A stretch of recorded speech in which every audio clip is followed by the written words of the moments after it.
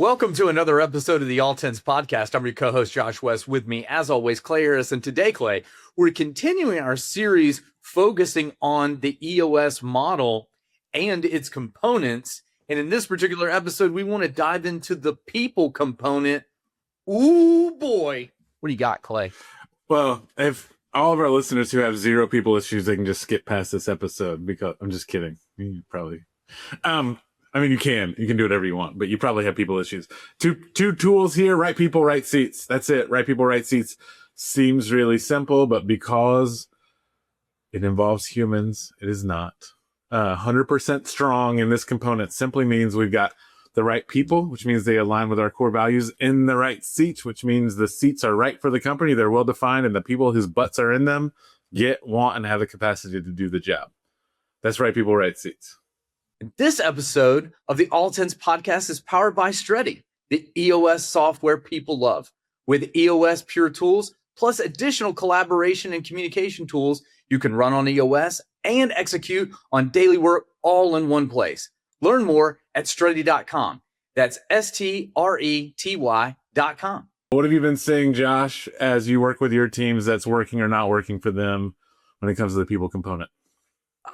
You know, at a very high level, I see two things. People, and I mean leadership team members, lament that they have the people issues that they have, and they want to make moves when they themselves haven't made things clear. And then when they have made things clear, and it is time to make a move, they're reticent to do so. It's almost like the opposite. And so let's unpack those both. Before we can run a people analyzer, evaluate whether someone is the right person and whether they're in the right seat, well, we've got to make that very clear. We've got to have role clarity on the accountability chart. Have we told everyone that's the seat and what they're responsible for? And by the way, then got out of their way, empowered them, gave them all the tools, and had enough time to be able to evaluate whether or not that all settled in, to the extent that those seats have measurables. Well, are they defined? Have we been measuring them that way? There's all of these things that need to be done up front before we can pass judgment on someone. And many times I think that some of those steps get skipped. And then all of a sudden through our eyes, those people aren't stacking up and we want to make a move. And it's like, well, hold on. Let's double check and make sure that you actually did what you were supposed to do as a leader and a manager and set those people up for success. What have you seen in that regard? Yeah, I think those are all. I'm going to go. I think you're getting at something in that I has been really like we've talked about this on a recent episode actually, but I just want to bring it back up because I think a lot of times what happens is in this people component, because it's called the people component and like most of the stuff is around people, I think there's there's a trap there that is we kind of get stuck in people analyzer mode, right? Where it's like core values, like I think that's hopefully pretty straightforward.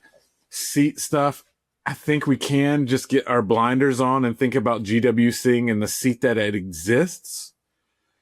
I just want our listeners to think about like the accountability as a chart that helps define the seats for the organization. And it's a tool, not an artifact.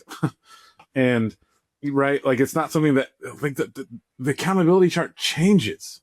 As the company changes, it is imperative that you think about, do I still have the teams organized correctly? Like not just is the seat defined well, but do I have the right people in the room for this department to solve issues? Or has the company changed and like now like a person who needs to be a part of the conversation is sitting in a different part of the accountability chart because that's the way we've done it for the past 2 years. But the business has changed and now we're creating a bunch of inefficiency. So yes, all the people stuff, right people, right seat, GWC, their seat, all that kind of stuff. But as a leadership team, there's a really important tool embedded here in the accountability chart that is the accountability chart that requires attention as well. And so when you keep having repeat people issues, my question is the accountability chart right? Are the teams organized and put together in the right way to make sure that we're enabling people's success? And that's a part of creating clarity and all those sorts of things. And it's just like one of those things that is coming to me more and more as I've been in the room longer with people. Is like, man, we get a little bit stuck on the way it's been done. And we got to zoom out when we have more people issues or as the company goes through another phase of growth. Does that make sense? Yes, and I'll go a bit further. Even though the accountability chart is squarely over there in that people component, other components also feed into the issue that you're talking about. So for example, if we haven't defined measurables for people and we are not measuring them from the data component, if we don't have our processes clearly defined and we didn't get buy-in from people as we built those processes that are responsible for it, then there's other aspects that are missing from us as managers and leaders being able to clearly communicate and, as you say, set people up for success. So when we are talking about those people issues, there's a lot that goes into that, and there could even be weaknesses outside of the people component that are affecting it and precipitating the very problems that you're talking about there. Yeah, right. Yeah, 100%. Another thing that I just want to remind our listeners of that's, I think, a little nuanced when it comes to the people component is that lingering or unresolved GWC issues will manifest as people issues. Unresolved GWC issues. If you have someone who doesn't GWC their seat, if you leave them in that seat for a long time, they will protest by becoming core values issues. And this has shown up in a number of different ways for me in the session room recently. And a lot of times, especially for my highly empathetic leaders, the people who are really embrace the idea that they're there for their team first and foremost, right? Which is a great way to be. No criticism, right? But they're kind of they're avoiding a hard conversation, or maybe even they're having a hard conversation, but without real kind of accountability built into it, and letting people sit in seats that they don't GWC for too long. And I say this with real love and respect for those people because, man, I love the heart, but also they're kind of ignoring the other people, the other 40 people at the organization who are having to deal with this person to avoid a hard conversation for themselves and for this one employee. They're kind of worried about 2 people, and the other 40 people are sitting over there like, what? Why are we tolerating this? And so I just want to encourage people who are listening who might be dealing with a hard conversation when it comes to somebody who's not in the right seat. Just have it. It's a gift that you're giving to everyone by getting someone out of a seat that they don't GWC. Anyway, sorry, that was a rant. No, and it brings me back to my other point and the other permutation. The first one that I talked about was you really haven't done the work as a leader and a manager to set someone up for success, and you're just not getting what you want out of them, and then you're ready to make a change, and it's like, hold on, right? The other side of that is you actually have done all those things, and it is time to make a change, and you're just not able to do it. And when this happens in session, I mean, the list of questions just writes itself. Whenever someone brings something up about someone, then it's okay. First, let's just use the tools that are there. Is this person a right person? Yes or no, but then dive deeper. You can't just say, well, I don't know. I just kind of feel a certain way. Do you have 3 clear examples where this person is just continued to violate core values and be specific and be objective? Right. When it comes to the seat, we've clearly defined this. How long ago did you communicate it to this person? Have you given them all the resources to succeed here, right? You're getting all of those things out of the way and essentially running those checks. But then when we get through all of that, and particularly if it's an IDS session and it's clear, okay, Jerry is not a core values fit. Right. Okay, well, what are we going to do about it? But then I even dig deeper. Guys, how long has this been an issue?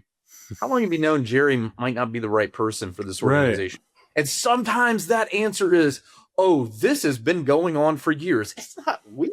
It's not anything new. And so then it's just kind of the silence starts to really do the work for you in the room. Then you just Yeah. come to people like, did you just hear yourself? Yeah. Like, what are we going to do about this? And how much longer are you going to let this linger? Right. And sometimes it's, well, they've just been here a long time. They're loyal. Or sometimes it's someone's cousin. But nonetheless, the tools are there to help us get to an objective place, but they're not the end all be all, as you say. But to the extent that they've helped us, then when it's time to make the move, make the move. And I'm glad you brought it up, because a lot of times when we're having those conversations, I notice teams really honing in on that person, and it's as if they've forgotten about everyone else at the organization and the greater good of the organization. Greater good. I have one more kind of anecdote to share, then I'm going to ask you for a nugget, then I'll wrap us up. Another anecdote just to share. This is from one of my recent energy meetings, this little peer group. Josh runs one in Phoenix. I run one you run one in Scottsdale? What do we call it? I don't remember what town you live in. I am Energy Phoenix. Energy Phoenix, got it.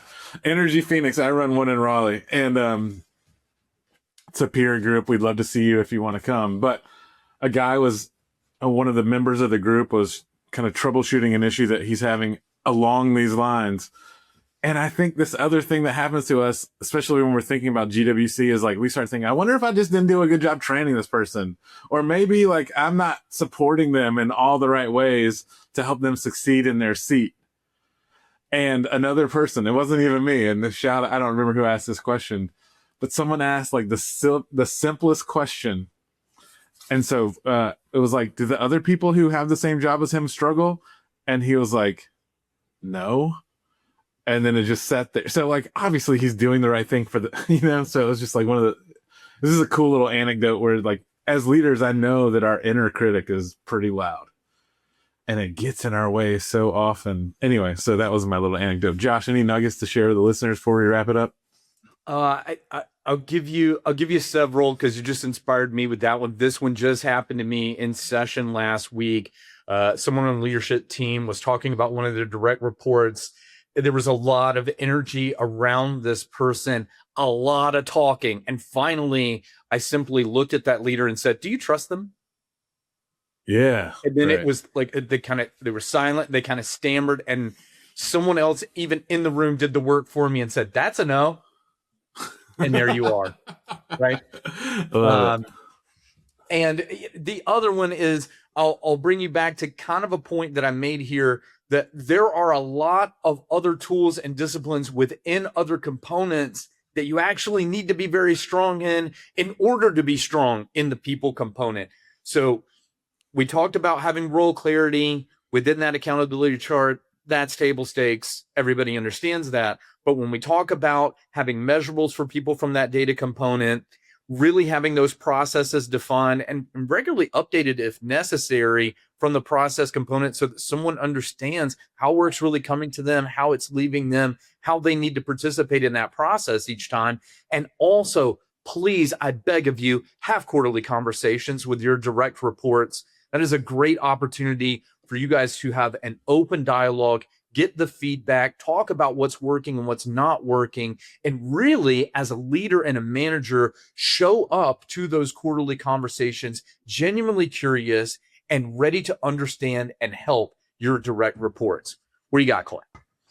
I think that's enough, man. I appreciate those nuggets. Those are great nuggets for all of our folks listening. We hope you enjoyed today's episode. If you did, please share it and subscribe it. But that's going to do it for today. My name is Clay. His name is Josh. We're EOS implementers, and we love helping folks get everything they want out of their business. And we'll see you next week on the All Tens podcast. Bye, everybody. Bye, Josh. Bye, Clay.